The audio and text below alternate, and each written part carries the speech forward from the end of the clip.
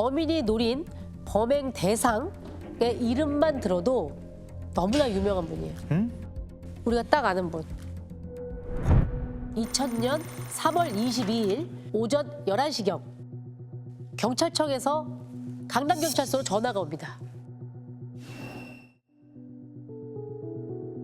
강남의 한 고급 의상실에 위험한 물건이 배달이 됐는데 각별한 보안 유지가 필요한 사건이니 은밀히 수사하라는 내용의 전화였습니다. 무슨 사건이길래 경찰청에서 수사를 지시해요? 경찰청에서 먼저 알게 된 사건인가 봐요. 네. 저희가 통해서 연락을 받고 의상실을 관리하는 실장을 만났는데요. 그분 말이 하루 전날이죠. 21일 오후 3시에 퀵서비스로 발신자 없는 작은 소포 하나를 받았는데요. 박스를 열고 보고 그냥 기겁을 했다고 하더라고요. 박스요? 박스를 열어보고 기겁을 했다고? 기겁을 할 정도면 뭐 영화에서 나오듯이 뭐 이렇게 뭐 약간 신체 뭐 이런 거를 가지고 생각해 훼손되시- 네.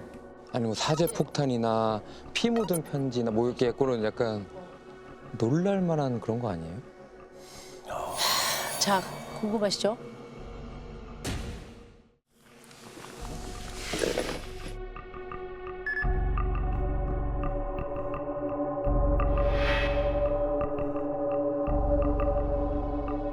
이 박스 안에 그 물건이 들어 있습니다.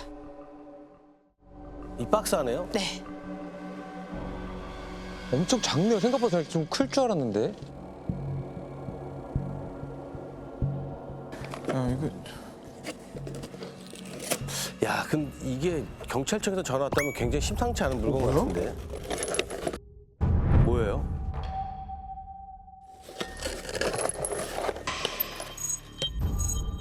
총이네? 근데 구할 수 있어요? 한국에서? 그러게. 이게 가짜 총이 배달된 건 아닌가요? 네, 박스 안에 네. 382경 권총 한 자루하고 총알 9개가 들어 있었습니다. 저희가 쓰는 거하고 같은 기종이고요. 보통 총구에 일련 번호가 적혀 있는데 네. 어느 기관에서 누가 소유했는지 확인 가능한데요. 일련 번호 때문에. 이 경우에는 추적이 이제 불가능하도록 일련 번호를 일부분을 갈아서 지워버렸더라고요. 아 근데 아까 전에 그 배달이 왔다고 그랬잖아요. 그럼 배달을 했으면 배달원이 있을 거고 배달원이 누구한테 받았을 거고 그럼 그렇게 하면 발신자를 추적할 수 있지 않나요? 퀵서비스를 받을 당시에 직원들이 영수증을 받아두지 않고 네. 매장 앞에 CCTV도 없어서 배달업체가 어딘지도 찾을 수가 없었습니다. 이거는 협박 같은 느낌이 좀 드는데요. 네. 이 총 말고 박스 안에 다른 거는 없었어요? 박스 안에 네. 이 범인이 쓴 것으로 추정이 되는 편지가 한 통 있었습니다. 편지.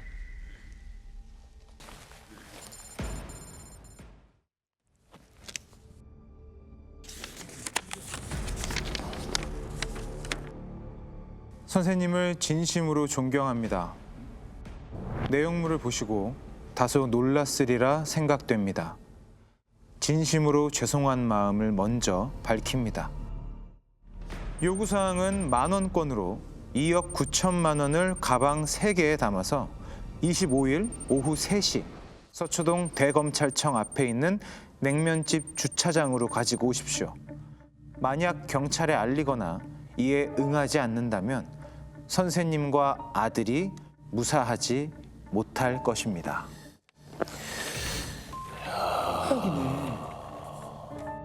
협박이네.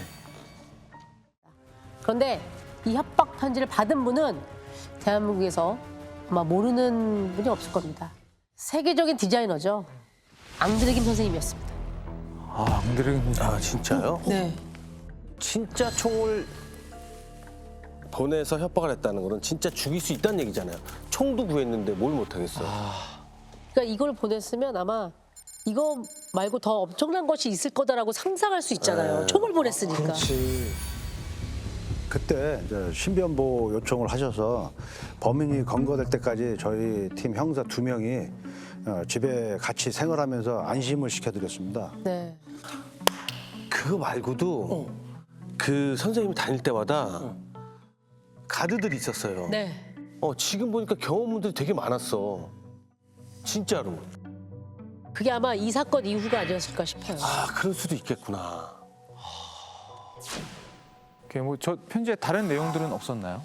뭐 자기는 큰 조직 폭력단에 소속된 조직원이다. 여분의 총과 총알을 더 가지고 있다. 그러니까 헛된 짓 마라. 이런 내용도 적혀 있었습니다. 도대체 대한민국에 총을 그렇게 쉽게 구할 수 있는 그러니까 나라가 아닌데. 그렇죠. 총이나 편지에 지문 같은 건 혹시 알 수 있지 않을까요? 뭐 나오기만 한다면? 그렇지. 그 경찰청 감식 결과 유류지문 6개가 나왔는데요. 전부 매장에서 이제 일하시는 분들 것으로 확인됐고요.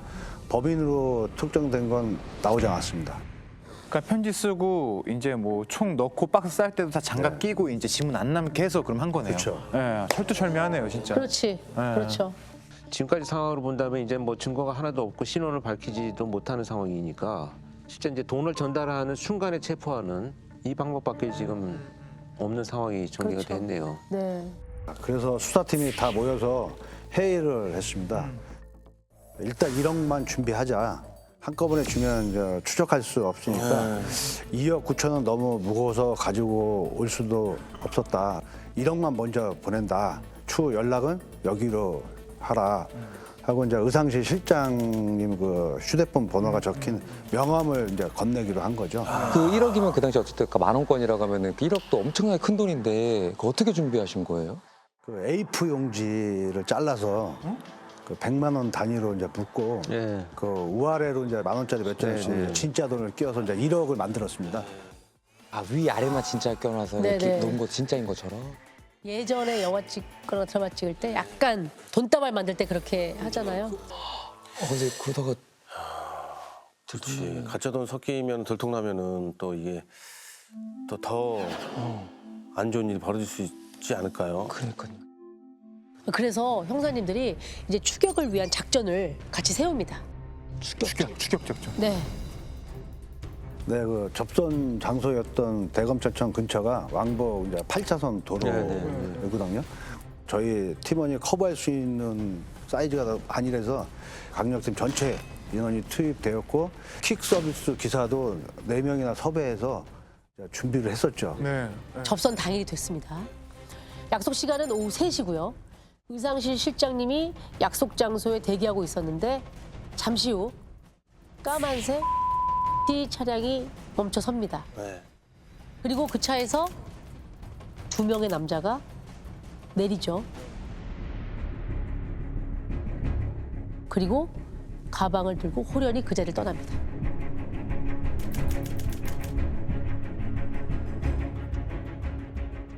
이인조 2명이면 2인조 강도네. 그치, 그럼 바로 퀵서비스 네 분이 이제 쫓아가 잡으면 되는 거잖아요.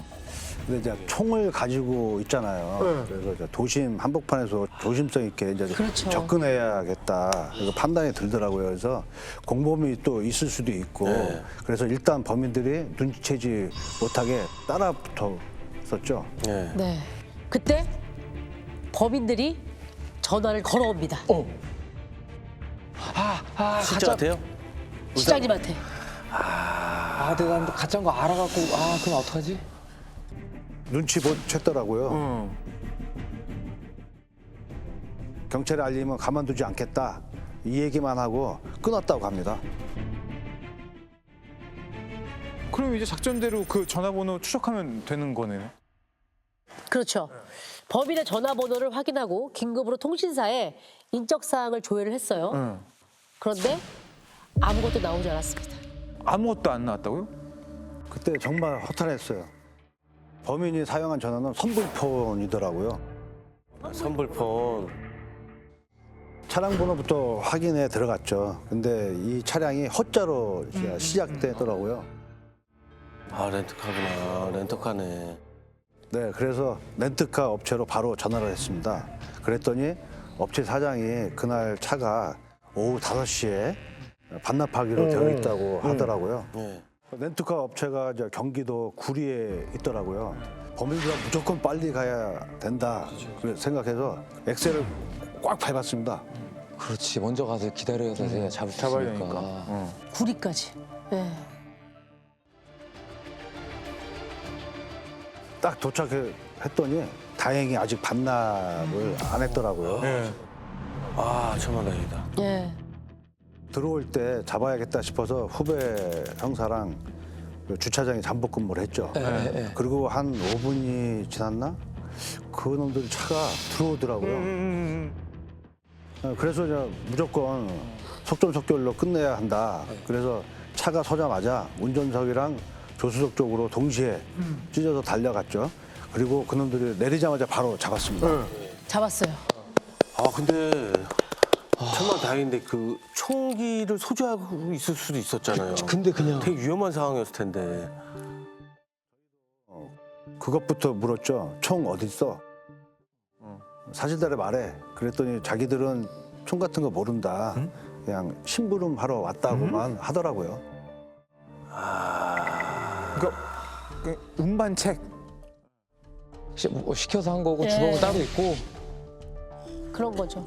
그래서 주범이 누구냐 다 털어놔 봐라. 그랬더니 그 사람 이름도 모른대요. 며칠 전에 사우나에서 우연히 만난 사이인데 돈만 받으면 2,500만 원을 주겠다고 해서 가담했다는 거죠. 그래서 뭐 이놈들 일단 잡아놓고 주범 전화번호를 받아내서 통화 내역을 쭉 뽑아보니까 눈에 띄는 번호 하나가 있더라고요. 유독 한 번호로 전화를 자주 걸었는데 오래 통화를 했더라고요. 번호 주인을 확인했더니 전남 광주에서 중고차 매장을 관리하는 사람이더라고요. 예. 자, 그러면 지금부터 주범을 한 씨라고 부를게요. 한 씨. 예. 그 매장 관리자가 하는 말이 한 씨는 동네 아는 동생인데 얼마 전에 다른 사람 명의로 차를 살 수 있는지 물어보러 전화가 왔다고 하더라고요. 그래서 한 씨의 정보는 캐내신 거예요? 한 씨가 뭐 하는 사람이냐고 물었는데 그때 이제 퍼즐이 짱 맞아 들어갔더라고요. 뭐 하는 사람이라고 그러는데요? 아까 전에 뭐 조폭 나왔던 것 같고. 외항 선원이라고 했습니다. 외양선언? 아, 이해가 되네요. 당시만 해도 외항선원들이 이제 그 배가 들어오면 예. 선원들만 따로 이동하는 통로가 있었어요. 그래서 세관을 거치지 않고 뭐 짐도 그다지 이렇게 심하게 검색하지 않고 편의를 좀 봐주는 선원 전용 통로를 이용해서 들어오다 보니까 당시에 이 총, 실탄, 어떤 불법적인 사치품 네. 이런 것들이 밀반입되는 경우들이 있었죠. 그래서 이제 그렇게 해서 총을 가지고 있었던 거군요. 그래서 이제 총을 네. 아마 가지고 들어온 배경이 되지 않을까. 형사님들이 급히 한 씨가 살고 있는 동네로 출발을 했습니다. 주민분들에게 물어서 한 씨 집 앞에서 잠복을 하고 있었는데요. 잠시 후에 누가 차문을 두드렸다고 해요. 잠복 중인 차를요? 네. 뭐야? 한 어르신이 이제 경찰이 우리 아들을 왜 찾느냐고 하시더라고요. 한 씨 부모님이셨던 거예요? 네. 워낙 이 작은 마을이라서 동네 분들이 이제 한 씨 아버지에게 이제 연락을 했더라고요. 자세한 얘기는 들을 수 없어서 아드님이 사건에 연루된 것 같다고 말씀드렸는데 잘못 알았다. 우리 아들이 그럴 리가 절대 없다. 집에 가서 얘기 좀 하자 하시더라고요. 그래서 무슨 일인지 전혀 눈치는 못 채고 있었어요. 네.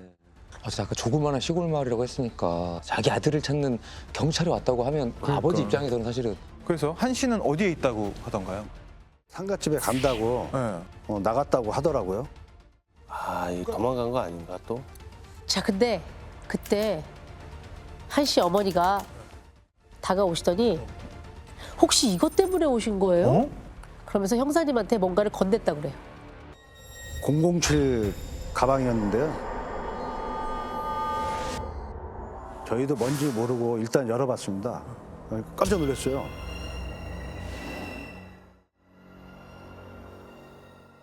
그 안에 389경 권총 2자루하고 총알 56발이 더 있더라고요. 이거는 뭐 엄청난 대형 사건이 나도 충분히. 아우, 총알이 있으니까요, 총알. 네. 가방을 열었을 때 저희보다도 한 씨 부모님이 더 놀라셨더라고요. 아들이 그 가방을 애지중지하면서 열어보지 말라고 해서 그냥 보관만 했다고 하시더라고요. 어머니가 이게 무슨 일이냐고 일단 펑펑 우셨습니다. 그러니까 어머니 입장에서는 그 아들이 중요한 거니까 열어보지 마세요라고 했으니까 네. 그래 그냥 두셨던 건데 총이 있을 거라고는 어머니 입장에서 상상할 수가 그렇죠. 없었던 거죠. 자기 아들이. 아버지가 그걸 보시더니 아들한테 바로 전화를 걸어서 저희를 바꿔주시더라고요. 그래서 한 씨한테 다 알고 왔다. 그러니까 그만 하자고 했더니 자수하겠습니다. 그래서 이제 경찰서에서 만나기로 했습니다. 네. 그렇게 쉽게 전화로 자수한다고 잡았네 했다고요? 갑자기. 이제 포기한 거죠, 사실은. 그렇죠. 일대면 이제 뭐 어차피 뭐 증거품 총도 뭐 다 나왔고. 그렇죠. 이 정도 되면 이제 뭐 모든 게 다 드러났기 때문에 자수 말고는 자기가 선택할 수 있는 것이 없죠. 네. 그렇죠. 특히 이제 아버지가 직접 전화를 해서 형사를 바꿔주니까 더 이상은 뭐 자수 이외에는 방법이 없다 이렇게 생각을 했겠죠. 그렇죠. 자, 앙드레김 선생님을 권총으로 협박한 한 씨의 최후 같이 한번 보시죠. 그 순간 놀랍고 불쾌했지만 즉시 신고하면서 이건 꼭 잡힐 거다. 협박 편지를 보낸 사람은 외항선원 출신인 34살 씨. 오늘 경찰에 자수한 씨는 비싼 옷을 만드는 앙드레 김 씨는 돈도 많을 것 같아 권총이 든 협박 편지를 보냈다고 말했습니다. 앙드레 김치를 택한 이유도 지금 내가 입고 있는 거 이거 15만 원밖에 안 되는데 그 옷 몇 벌인지 모르겠는데 2,500이 말했으니까 또 태우 씨는 몰라도 전두환 씨는 많이 있을 거예요. 한 씨는 이제 신문을 하다가 진짜 아찔했는데요. 다음 범행 대상도 이미 물색해 놨더라고요. 이미? 재벌 총수, 정치인들 대한 자료들을 스크랩해서 모두 두기까지 했더라고요. 네. 참. 아니 한 씨가 도대체 어떤 사람이길래 이런 큰일을 저지르는 거예요? 선박회사 그 1등 항해사였습니다. 정가도 없었고요. 다만 이제 외항 선원으로 일하는 게 너무 힘들어서 사업을 해야겠다고 마음 먹고 자금을 마련하려고 범행을 저질렀다고 하더라고요. 그게 외항 선원이면 되게 보수가 꽤 높다고 알려져 있는데 도대체 왜 저런 일을?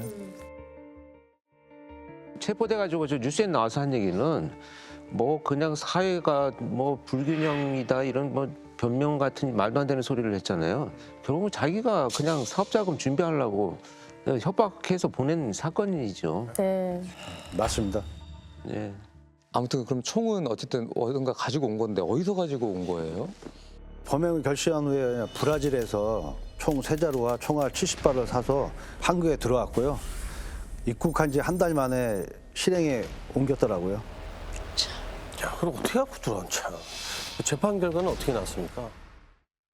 그 주범 한 씨는 이제 폭력행위 등 처벌에 관한 법률 위반 및 총포, 도검, 화약, 단속법 위반으로 징역 1년 6개월 선고받았고요.